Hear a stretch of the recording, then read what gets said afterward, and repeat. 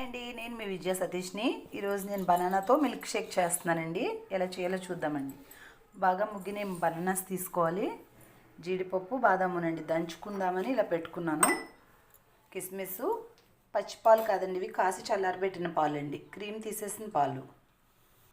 ముందు బనానాలను అయితే ఇలా కట్ చేసి మిక్సీ జార్లో వేసుకున్నానండి. ఇప్పుడు పాలు, దీంట్లో షుగర్ వేసుకోకర్లేదండి, అదే సరిపోతుంది స్వీట్. బాదం కూడా వేస్తున్నానండి, ఒక 4. జీడిపప్పు కొంచెం, కిస్మిస్. చూడండి, జ్యూస్ రెడీ అయిపోయింది. జ్యూస్ అయితే రెడీ అయిందండి. దీంట్లో ఫస్ట్ మనం దంచి పెట్టుకున్న బాదాము, జీడిపప్పు పొడి,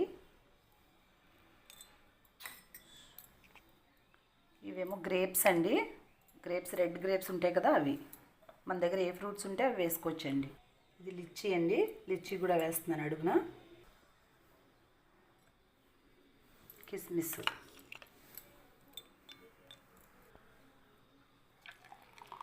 మన దగ్గర ఏ ఫ్రూట్స్ ఉంటే అవి వేసుకోవచ్చండి.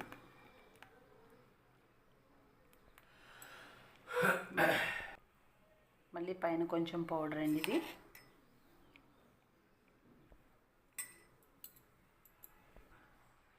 ఒక గ్రేపు, కిస్మిస్ అండి. అంతే అండి, ఎంతో హెల్తీగా బనానా షేక్ అయితే రెడీ అయిపోయినట్టే. మీరు పొద్దున్న కానీ సాయంత్రం కానీ ఎప్పుడైనా తీసుకోవచ్చండి దీన్ని. నచ్చితే లైక్ చేయండి, షేర్ చేయండి, సబ్స్క్రైబ్ చేయడం అయితే మర్చిపోకండి.